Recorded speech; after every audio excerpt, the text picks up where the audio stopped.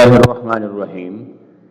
Dear student and all viewers, welcome to my channel English Literature and Linguistics, a site for literature lovers.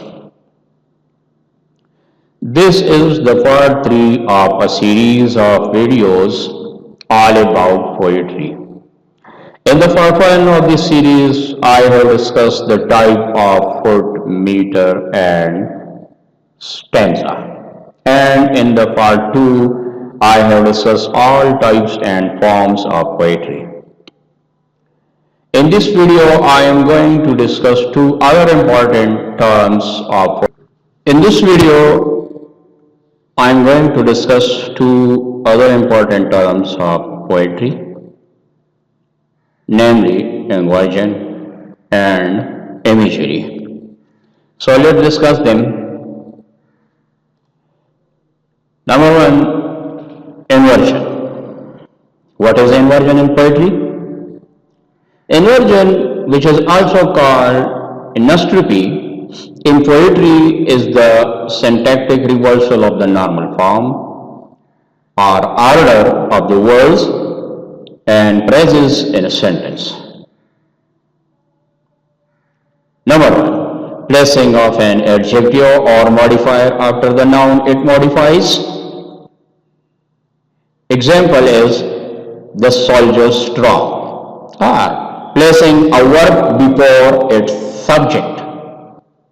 The example is spoke the captain of the ship. Number three, a noun preceding its preposition. Example is was between, or the lady I speak to.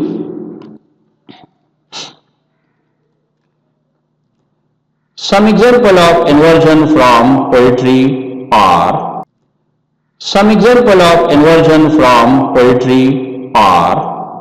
number one, these first two lines from Kubla Khan by Coleridge. In Zenado did Kubla Khan a stately pleasure doom decree. Number two, the lines from the poem Mermaid by Anonymous. Then spoke the captain of our gallant ship, and a well-spoken man was he. I have married a wife in Salem town, and tonight she a widow will be. Number three, the lines from Paradise Lost by John Milton. So shall the world go on under her own wet groaning.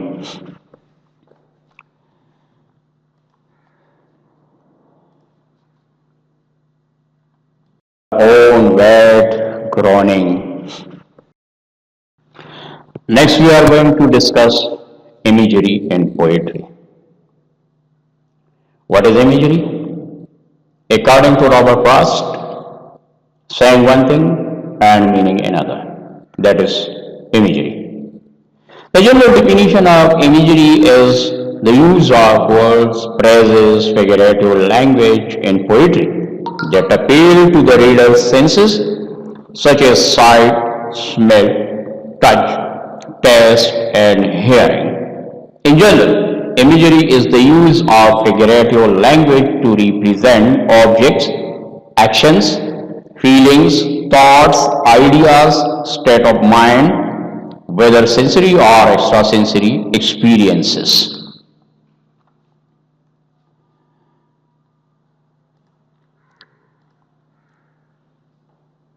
So let's discuss the types of imagery. There are three types of imagery according to the objects presented in a literary work. Number one, literal imagery. Number two, perceptual imagery.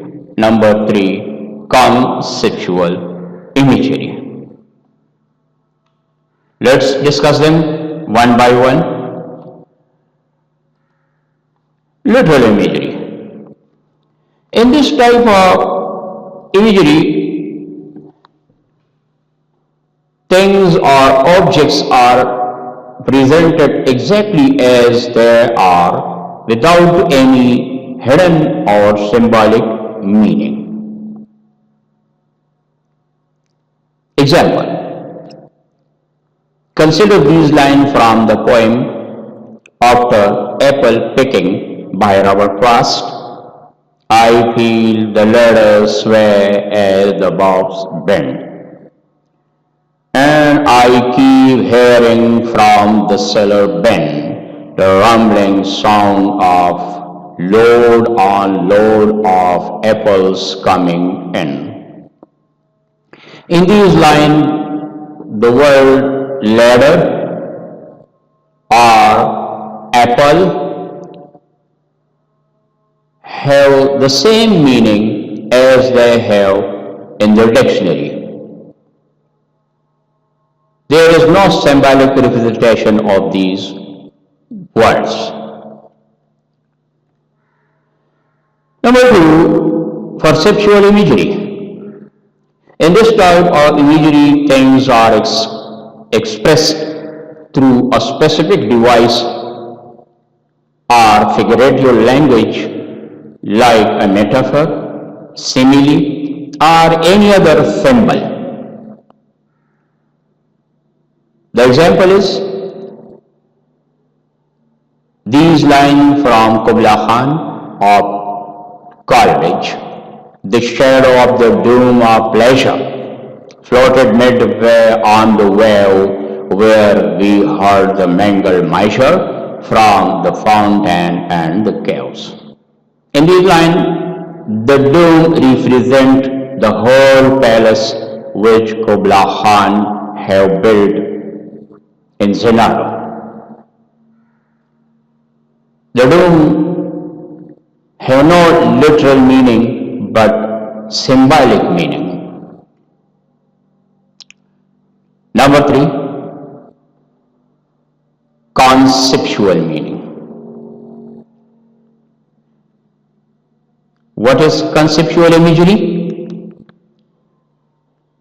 In this type of imagery, we cannot visualize the object presented in the poetic work, but we can have an idea of it.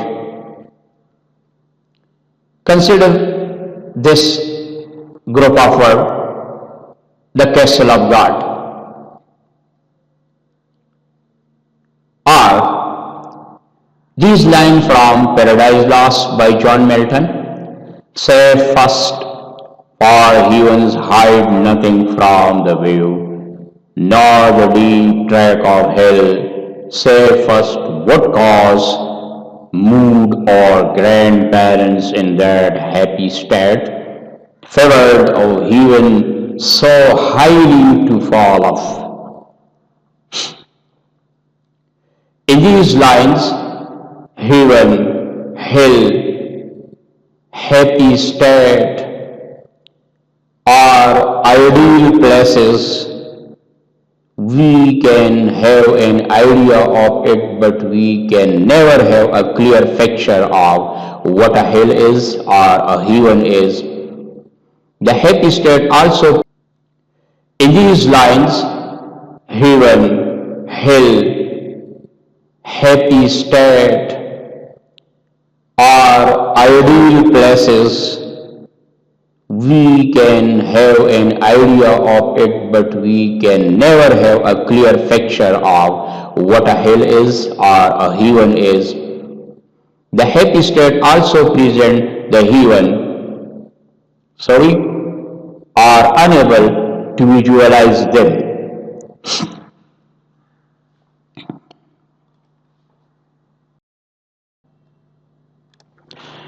Dear student, now we are going to discuss other types of imagery.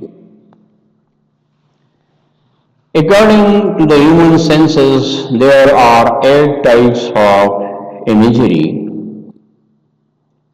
like visual imagery, auditory imagery, olfactory imagery, gustatory imagery, tactile imagery, kinesthetic imagery, organic imagery, synesthesia, or synesthetic imagery.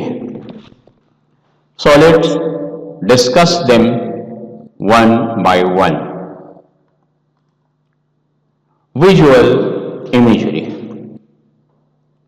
What is visual imagery? This type of imagery appeals to the senses of sight. Consider these lines from Daffodils by William Wordsworth. I wander lonely as a cloud that floats on high over vales and hills, when all at once I saw a crowd, a host of golden daffodils, beside the lake beneath the trees, fluttering and dancing in the breeze. In these lines, cloud, vales, hills, golden daffodils, lake, trees present a type of visual imagery. Next is auditory imagery or the sense of hearing. This type of imagery describes specific sound, and this imagery appeals to the sense of hearing. The example is these lines from Ode to Autumn by John Keats. Then in a wakeful choir the small gnats mourn among the river's shallows, borne aloft or sinking as the light wind leaves or dies, and full-grown lambs loud bleat from hilly born hitch crickets sing, and now with treble soft the red-breast whistle from a garden crop, and gathering swallows twitter in the skies. In these lines, baleful choir, mourn, or cricket sings, present auditory imagery.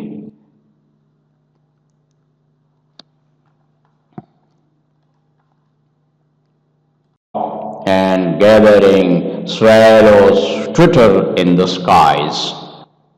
In these lines, baleful choir, mourn, or cricket sings,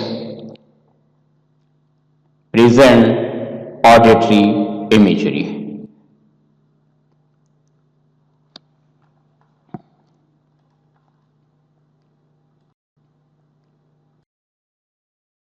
Then now we are going to discuss olfactory imagery, which is the third type of imagery according to the senses. What is olfactory imagery? It describes a particular scent, odor, or smell. A good example is these lines from a poem Rain in Summer by Henry Wordsworth Longfellow. They silently inhale the clover-scented gale and the vapors that arise from the well, water, and smoking soil. The clover-scented gale present an olfactory imagery in this line. Gale present an olfactory imagery in this line. Number 4. Gustatory imagery. It appeals to the sense of taste. The example is Ode to a Nightingale by John Keats. Consider these few lines. Oh, for a draught of vintage that hath been cooled a long age in the deep dell earth. tasting of flora and the country green, dance and provincial song and sunburned mirth. Oh, for a beaker full of the swarm south, full of the dew, the blushful hippocrene with beaded bubbles winking at the brim and purple stand mouth.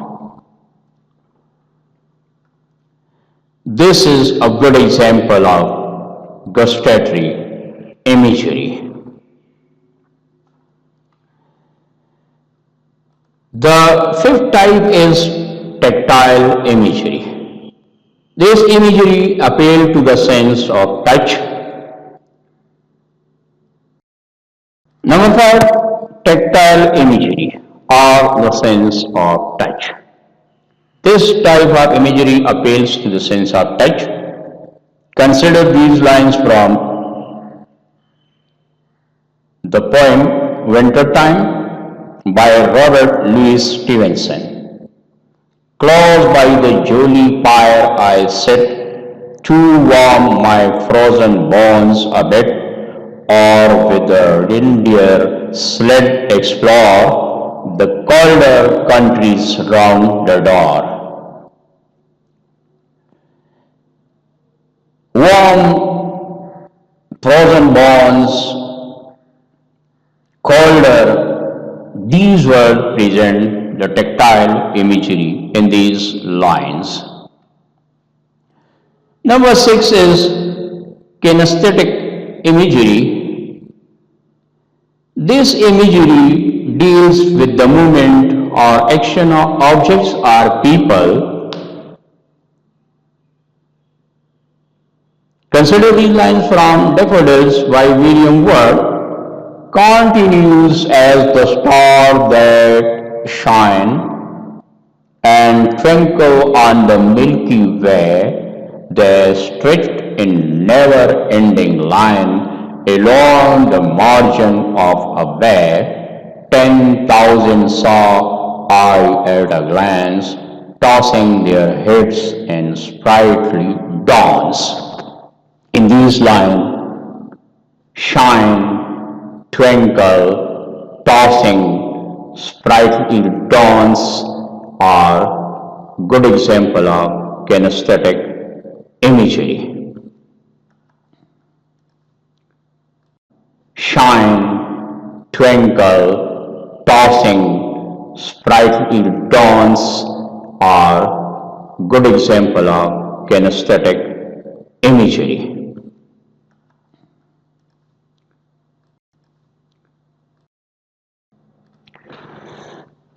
Number seven is organic imagery. What is organic imagery?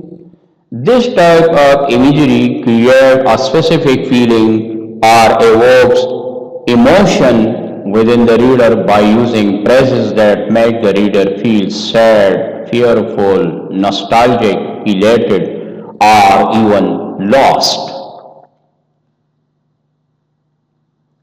Consider these lines from The Daffodils by William Worth. Continues at the star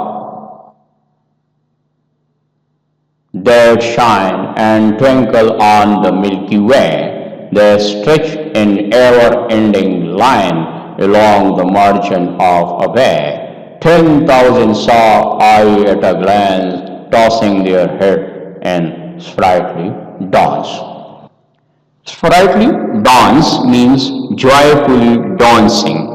The feeling of joy has been created through this imagery in the last line of this stanza. Next is the synesthesia or synesthetic imagery. What is synesthesia or synesthetic imagery? It is the type of imagery which is used in literature when one is used to describe another, generally using simile or metaphor. Consider these lines from Hyperion of John Keats. Hyperion, leaving twilight in the rear, came slow upon the threshold of the west. Then, as was warned, his palace door flew up. In smoothest silence, save what solemn tubes, blown by the serious zephyrs, gave off sweet and wandering sound, slow breathed melodies, and like a rose in vermeil tint and shape, in fragrance soft and coolness to the eye, that inlet to severe magnificence stood full blown for the god to enter in. In these lines, smoothest silence, smoothest or smooth is the tactile imagery, while silence is the auditory imagery. But the tactile imagery has been used as an adjective for the auditory imagery. Smoothest silence. One sense have been used as modifier for the other sense. Fragrance soft. Fragrance is the type of olfactory imagery, whereas soft is the tactile imagery. So the two senses have been combined to present synesthetic imagery. There are numerous examples of such imagery and poetry. Dear student, now I am going to put here some lines from a poem, Lazarus and the Sea, by Peter Redgrove, in which you can find all the above discussed imagery. By reading it, you can analyze and identify the imagery very easily. So it is just as a homework for you. If you have any query about this, you can ask in the comment box. I will happily respond to every comment. So, dear student, hope you have learned from this video and enjoyed it as well. Thank you for watching. Bye till the next video. Thank you so much. And identify the imagery very easily. So it is just as a homework for you. If you have any query about this, you can ask in the comment box. I will happily respond to every comment. So, dear student, hope you have learned from this video and enjoyed it as well. Thank you for watching. Bye till the next video. Thank you so much. Next video. Thank you so much.